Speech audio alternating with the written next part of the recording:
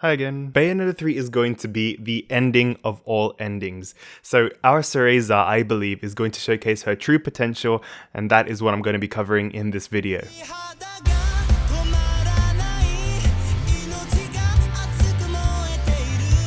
How are we going today, everyone? My name is Rock, and thank you guys so much for clicking on this video. I want to start with our Bayonetta. Her strength is definitely up there. She can defeat angels, demons, and even gods. But I always wondered about the scenes and the flashbacks about Rosa and John talking about Bayonetta's true potential. Please take care of Cereza.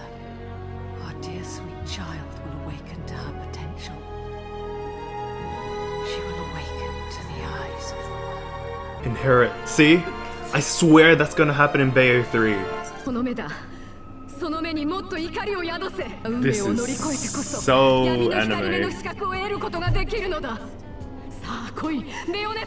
Of course, that could mean using the left eye of darkness, but it's only seen active with Jubelius or Aesir. And even so, the tag team of Balder and Bayonetta could handle it themselves. So moving on, I don't believe the eyes of the world themselves would truly be her full potential, since that's something exterior. Even though we haven't seen her use it directly, it could just be a passive ability. But I think if that was her true potential, it would take away from the game's philosophical message, humanity's determination, regardless of circumstances. Many of you have been hoping for. I think Bayonetta will definitely unlock her Lumen Sage powers in the third installment. Now that itself is going to be amazing. Imagine seeing Bayonetta use something else other than Umbran arts. Now she's going to be using Sage arts, and now she can probably potentially summon angels that we fought in Bayonetta 1. There is a possibility that she'll be able to use both Witch and Sage arts, which is what I've been teasing in the last frame of my anime opening. Please do check it out if you haven't seen so already. I assure you, if you do love shonen, it's the video for you. Now this does make sense. A forbidden child having two parents of opposing clans, now having the powers of both those parents, is going to be a fitting closure to the end of the trilogy. Now just to clarify, I would be so happy, I'd be so emotional to see this.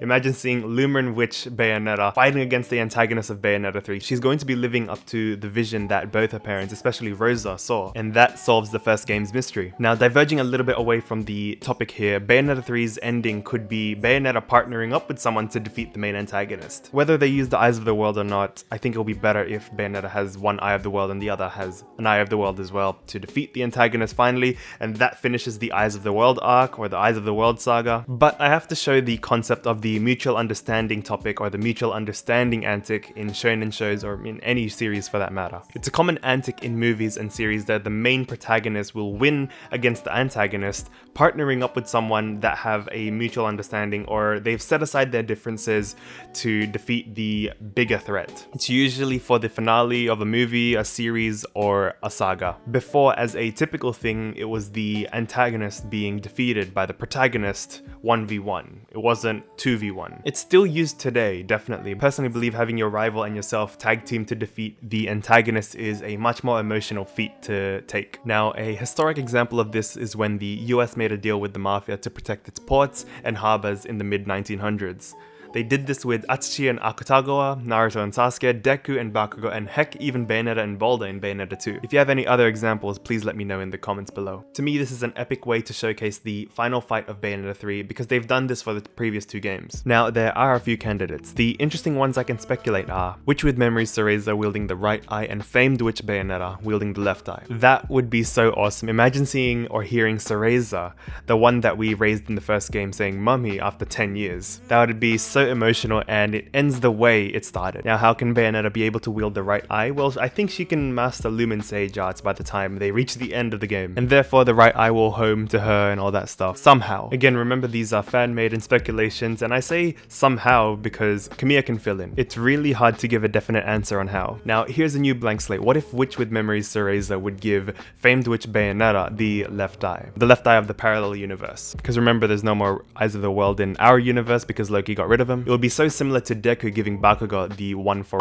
Now, another candidate I believe that Bayonetta could partner with would be, wait for it, Luka. Yes, our comic relief character that gets friend-zoned every time by our beloved witch. So it would be Lumen Sage Luka wielding the right eye and Umbran Witch Bayonetta wielding the left eye. Now, I always thought Luka wearing the Ithavol uniform as a disguise would be a foreshadowing. They do that with characters to foreshadow their next role, weapon, or even power, usually done in a comedic or even a subtle way, like when Steve Rogers was holding that bin lid. So Luka's name is deviated from the name Luke or Luka'S, and essentially means the bright one. To be honest, it would be a weird plot twist to me, but a cool one nevertheless. since we're always so used to seeing Luca as the comic relief or the playboy type of character. Now, why I love this shonen antic is because this is what we're meant to be. This is what humanity is meant to do. We're meant to set aside our differences while facing the bigger threats, all for the betterment of the future generations. But all in all, I can argue that the tag team antic would be a waste of Bayonetta's role as the forbidden child. You're basically wasting the Umbran and Lumen hybrid possibility. Yeah, tag team would definitely be nice and it would flow throughout the story, but I think this is one of the rare cases where the protagonist can beat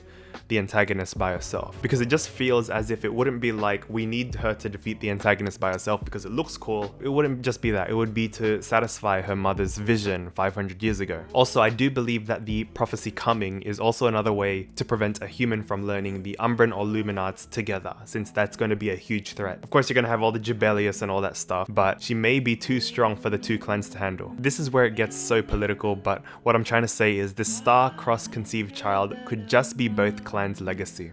So to fully conclude, I do believe that Bayonetta will awaken her Lumen Witch abilities, or Lumen Sage and Umbran Witch abilities that her parents foresaw. Whether she uses the eyes of the world is completely up to Hideki Kamiya. Remember, the following and majority of this whole theory is purely fan service and speculation. Only until the time that Bayonetta 3 is out, all we can do is wonder. So here goes. Our Bayonetta will unveil her true potential. I don't know, probably through friendship or something like that. That being the child to have mastered both Lumen arts and Umbran arts, unveiling a new outfit that emits both light and dark. Since these are the times of the apocalypse that the teaser foreshadowed, the child that Balder and Rose have conceived for the sake of saving both clans has awakened. A silent noise sounds as the final cinematic happens, with a music box variation of The Moon Got Into My Eyes plays, signifying that the moon, Cereza, got in the way of the eyes.